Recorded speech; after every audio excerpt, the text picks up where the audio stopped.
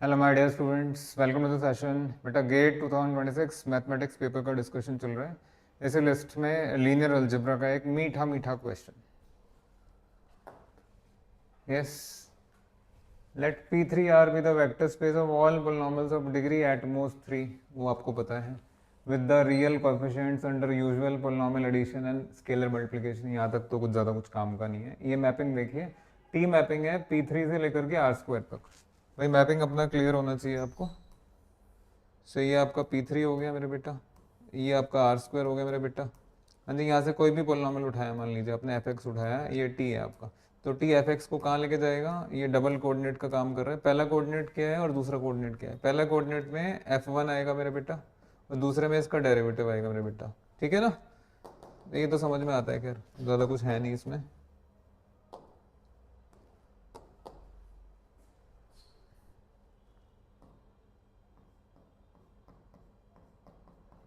ठीक है, ये मैपिंग है। अब क्या निकालना है आपको? nullity. What is nullity?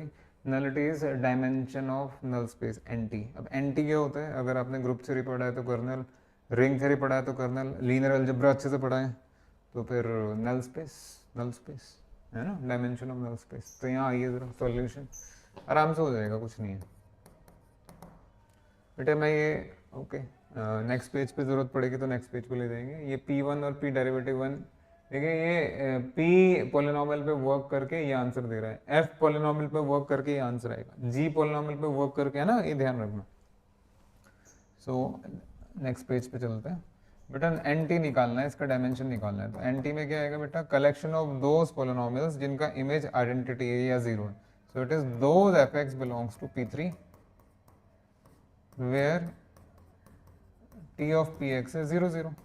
हाँ जी, समझ में नहीं आया आपको? इधर ही आ जाइए वापस बेटा। यहाँ पे आपको नल स्पेस में कौन कौन से एलिमेंट्स निकालने हैं, या नल स्पेस कैसे लिखा जाता है? एन टी यानी नल स्पेस ऑफ टी, यहाँ के वो एलिमेंट्स जो वहाँ की आइडेंटिटी यानी 0 0 पे जा रहे हैं। तो ऐसे तो लिखोगे, those G X belongs to P3 where T of G X is 0 0 कह लीजिए या 0 0 कह लीजिए। ठीक है मेरे बेटा? ओके, अभी निकाल लेते हैं। रिमेंबर fx P3 में है तो कुछ तो लेना पड़ेगा आपको। हाँ जी, सो इसको आप लिख सकते हैं, देखते रहिए। Yes, this will be f1, this will be f derivative 1 equal to 0 0। रुक जाओ रुक जाओ रुक जाओ, घबराओ मत, एक स्टेप और लिखने दो। So those fx belongs to P3 where, एक तो यहाँ से f1 0 आएगा और यहाँ से आपका f डेरिवेटिव 1 0 आएगा। हाँ जी, अब है असली चीज़, अब है सिंबलाइज करने का टाइम, अब है।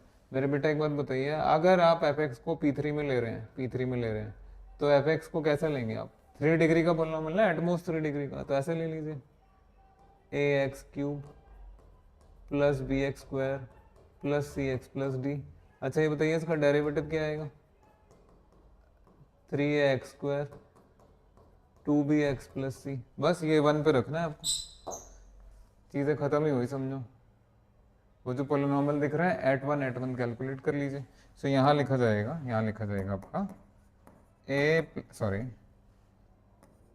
ax³ bx² cx plus d where, हाँ जी f1 है 0, वो आपका f1 है, वहाँ जहाँ जहाँ x था वहाँ 1 रख दो। तो यहाँ से मिलेगा आपको a plus B plus C plus D. Check कर लो बेटा, ऐसे ही डेरिवेटिव में पुट करेंगे 1 तो यहाँ मिलेगा आपको 3a plus 2b plus C equal to 0। अब क्या करें सर, बड़ा धर्म संकट खड़ा हो गया इन दोनों में, या तो निकाल लीजिए नहीं तो सेंस लगा लीजिए। ये सी है और ये सी है, तो दोनों तरफ से सी का वैल्यू निकालेंगे, है ना? यही तो कैलकुलेट करना है वो आपको। आ जाओ, घबराते काहे हो? दोनों को देखिए, ध्यान दीजिएगा इन दोनों को। बेटा वहां से सी का वैल्यू कितना आएगा? Minus of this thing. यहाँ से सी का वैल्यू क्या आएगा? Minus of this thing. या यूं कह लीजिए, आप सी को इधर ले आइए तो माइनस सी इक्वल टू, ऐसे सी को इधर ले आइए माइनस सी इक्वल टू। तो from here anybody can see कि भाई जितना वैल्यू ए प्लस बी प्लस डी का आ रहा है, डी का आ रहा है यानी माइनस सी, उतना ही वैल्यू 3a प्लस 2b का आ रहा है ना? चलो, जान में जान आई। तो बेटा यहाँ से डी कितना आएगा? 3a माइनस है 2a और 2b minus B B to B minus B plus B, ये आ गया, आगे खत्म खत्म खत्म खत्म खत्म। सो बेटा ये बन गया आपका a x cube plus b x square plus c x plus d, where conditions पे आई है। हाँ जी, ए बी फ्री है लेकिन सी और डी ए बी में उलझे हुए हैं, तो पहले मेरे को सी का वैल्यू बताएंगे क्या आएगा यहाँ से, ये रहा आपका सी, इधर से c equal to minus three है minus two b, c equal to minus three है minus two b, and n d equal to ये था ना यहाँ पे, ये two a plus b. Now it's just a matter of arrangement, ये उठा के यहाँ रखना है और आपका आंसर आ जाएगा फाइनल। बट फिर भी आइए, मेहनत का काम तो है ही, आ जाओ।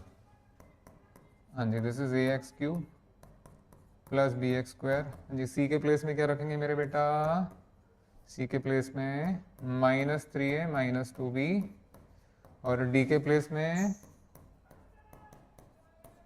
वेयर, अब तो सिर्फ ए और बी सिंबल बचे हुए हैं, दिख ही रहा है आपको, दो डायमेंशन आएगा, बट फिर भी कर लेते हैं कैलकुलेट, आगे शांति रखिए। हाँ जी मेरे प्यारे प्यारे बेटा, ये ए कॉमन निकालो, देखो यहाँ से एक्स क्यूब है, ए के साथ यहाँ minus three A minus three X और ए के साथ यहाँ प्लस टू।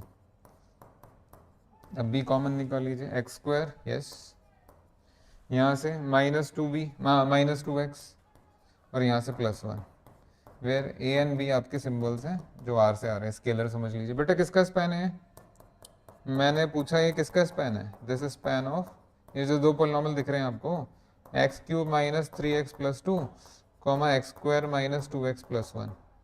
हाँ जी, क्या ये आपस में इंडिपेंडेंट है, लीनियर अलजेब्रा पढ़ा है ना आपने सब पढ़ा हुआ है, तो नवाब हो पूरे। हाँ जी, ये एल आई है या नहीं है, क्योंकि ये इसका एल आई होना ही ये बताएगा कि ये बेसिस फॉर्म करेगा या नहीं करेगा, आइए वो भी बता देता हूँ। हाँ जी, इसको मैट्रिक्स फॉर्म में अगर आप देखें इसके कोएफिशिएंट्स को, तो इसमें एक्स क्यूब का कोएफिशिएंट वन है, एक्स स्क्वायर है ही नहीं है, एक्स के लिए माइनस थ्री है मेरे बेटा, और कांस्टेंट टर्म टू है, बढ़िया। इसमें आइए जरा, एक्स क्यूब का कोएफिशिएंट जीरो, एक्स स्क्वायर का कोएफिशिएंट वन, एक्स का कोएफिशिएंट माइनस टू, और ये आपका वन है। तो मेरे बेटे ये दो वेक्टर्स समझ लीजिए, इसको v1 समझ लीजिए, इसको v2 समझ लीजिए, क्या ये आपस में मल्टीपल्स हैं, तभी तो पता लगेगा आपको एल आई एल डी। और क्या करते हैं, हाँ जी, इसमें कितना मल्टीप्लाई करेगी v2 है, भाई ये दिख रहा है आपको वन, वन में तो जीरो ही मल्टीप्लाई होगा, जैसे ही यहाँ आपने जीरो मल्टीप्लाई किया दिस इज ओके, यहाँ जीरो मल्टीप्लाई किया दिस इज नॉट ओके, समझ में आ गया। v2 can not be obtained from v1। Now what about v1, can be obtain v1 with the help of v2, करके देख लो। ये आपका जीरो है, जीरो में कितना मल्टीप्लाई करेंगे कि मल्टीप्लाई करने के बाद वन आ जाए, क्या बकवास चल रहा है, ना v1 v2 का मल्टीपल है, ना v2 v1 का मल्टीपल है ना, नहीं है, बिल्कुल भी नहीं है, नहीं आएगा। तो एल आई और क्या चाहिए, तो that is these two polynomials form a basis. आ गया ना मजा, बेसिस का मतलब डायमेंशन आ जाएगी मेरे बेटा, डायमेंशन ऑफ एंटी कितना है, टू, तो बेटा नलिटी आ गया आपका, ये दो आ गया। बहुत मीठा क्वेश्चन था, जिन बच्चों ने एग्जाम दिया, अगर इस तरह की चीज भी नहीं निकल रही आपसे, क्या करोगे भैया लाइफ में फिर, देख लीजिए नलिटी आपका टू आ गया। हाँ जी, इसका आंसर जो है, sorry sorry sorry, I am so sorry,